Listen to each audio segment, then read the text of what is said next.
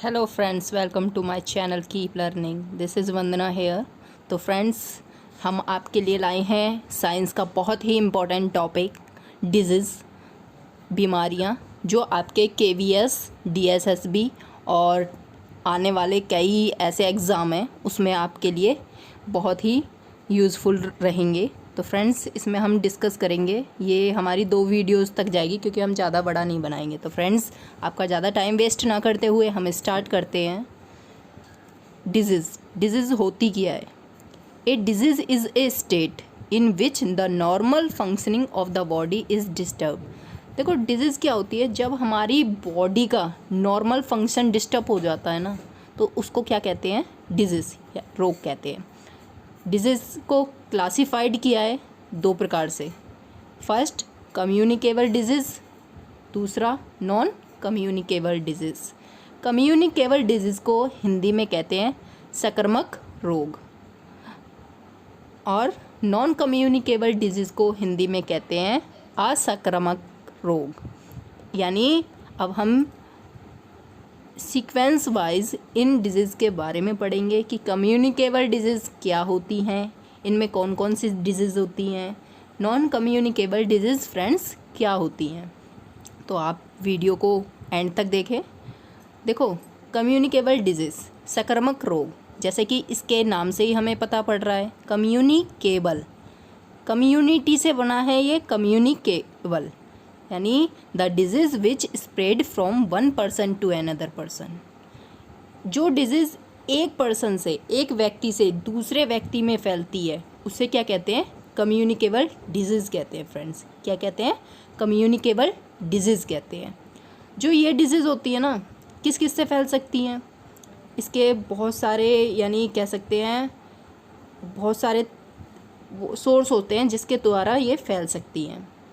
जैसे एयर से, food and water से, इंसेक्ट्स से, और फोर्थ है कांटेक्ट से। तो फ्रेंड, 1 बाय 1 पढ़ेंगे कि एयर से कैसे फैलती है, फूड एंड वाटर से कैसे, इंसेक्ट से एंड कांटेक्ट से कैसे।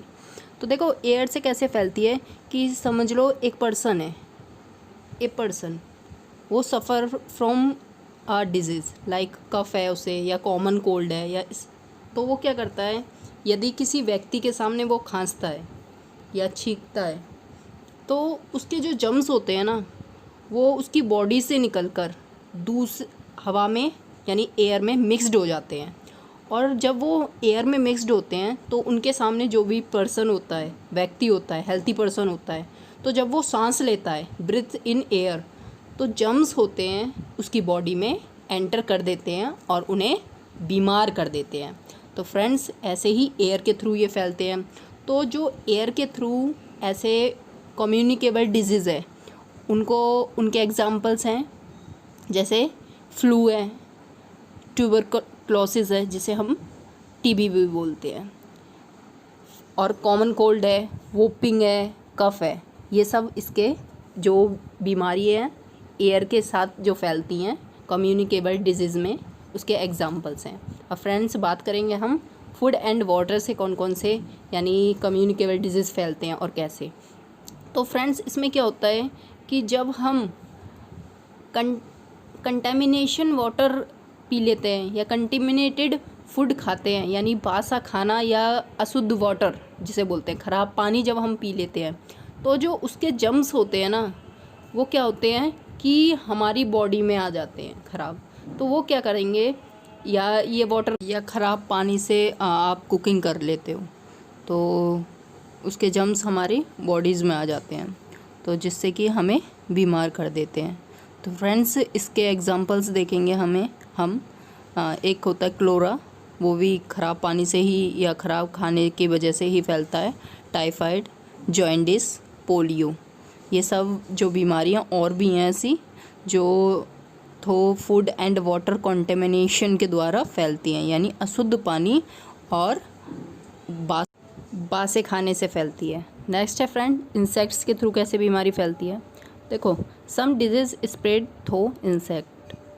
Flies carry germs from garbage on their bodies and infect the food on which they sit. इसमें फ्रेंड्स ये बताया गया है कि कुछ बीमारियां इंसेक्ट्स के थ्रू फैलती हैं। जैसे एक मक्खी है, फ्लाइज कैरी जम्स, वो अपने साथ जम्स लाती है। कहाँ से? गार्बेज से। गार्बेज पर बैठती है, कूड़े पे बैठती है, तो वो क्या करती है ऑन देयर बॉडी, अपनी बॉडी में, एंड इन्फेक्ट द फूड। जो वो खाने पे बैठती है जिस पे भी, उस पे वो उस जम्स को छोड़ देती है, ऑन विच दे सिट, जिस पे वो बैठती है। तो जब हम उस खाने को खाते हैं ना, तो वो बीमारी हमारे अंदर आती है। तो कॉलेरा इसका कॉमन एग्जाम्पल है जो इसके थ्रू फैलती है। और भी फ्रेंड्स इसके एग्जाम्पल हैं, जैसे मॉस्किटोज़ हो गए। मॉस्किटोज़ बहुत सारी बीमारी फैलाते हैं, जैसे मलेरिया हो गया, डेंगू हो गया। ये सब किससे फैलती है फ्रेंड्स? मॉस्किटोज से फैलती है। तो इसमें एक क्वेश्चंस है, बहुत ही इम्पोर्टेंट है, कि कौन सी यानी कौन सा मॉस्किटो होता है जिससे हमें मलेरिया फैलता है। जैसे मलेरिया किस मॉस्किटोज के काटने से फैलता है? तो फ्रेंड्स वो फैलता है एनोफेलीज़। एनोफेलीज़ ये एक नर मादा मच्छर है, यानी फीमेल मॉस्किटो है, जिसके काटने से क्या फैलता है फ्रेंड्स? मलेरिया फैलता है। ये बहुत ही क्वेश्चंस में, यानी बहुत ही बार रिपीट हुआ है ये क्वेश्चंस, इसलिए हम आपको बता रहे हैं। और फिर एक आता है कि डेंगू फीवर कौन से मच्छर के काटने से फैलता है? तो फ्रेंड्स हम आपको बता दें कि ये भी फीमेल एडिस नाम की मॉस्किटो होती है, फीमेल मॉस्किटो, उसके काटने से फैलता है। कौन सी होती है? एडिस। तो फ्रेंड्स इसको आप अपने माइंड में सेट रखें, क्योंकि ये बहुत ही इम्पोर्टेंट टॉपिक आपको पढ़ाया जा रहा है। तो आई होप ये आपका क्लियर होगा। तो हम नेक्स्ट पढ़ते हैं कि कांटेक्ट के थ्रू कैसे बीमारियां फैलती हैं। देखो क्या होता है, when infected person direct contact of a person.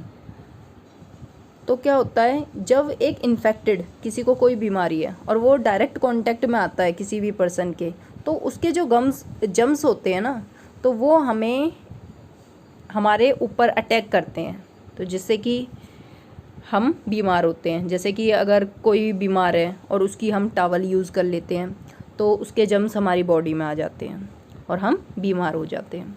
तो इसके भी बहुत सारे एग्जाम्पल्स हैं दोस्तों।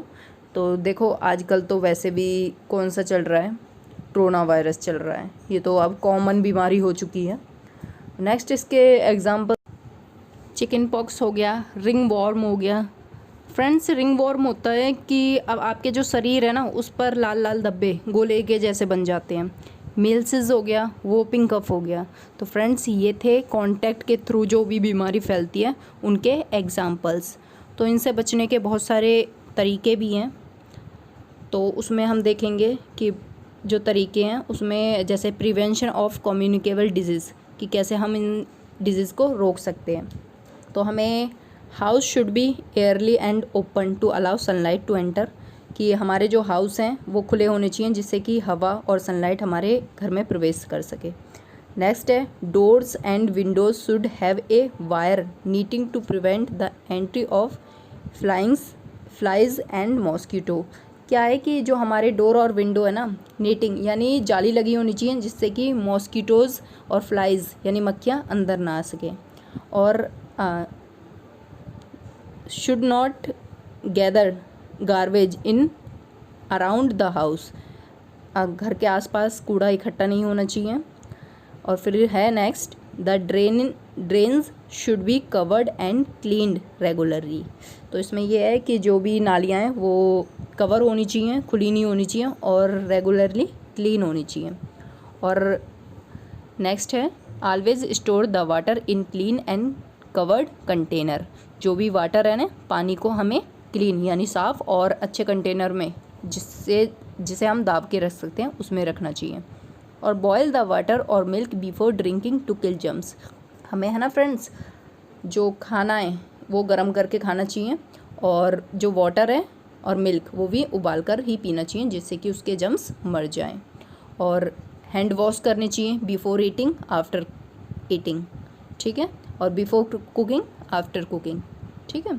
नेक्स्ट है कि हमें रेगुलर टेक बाथ रेगुलर करना चाहिए, हमें कीप नेल क्लीन रखने चाहिए, और वॉशिंग हेयर रेगुलर करने चाहिए अगर आपके शॉर्ट हेयर है।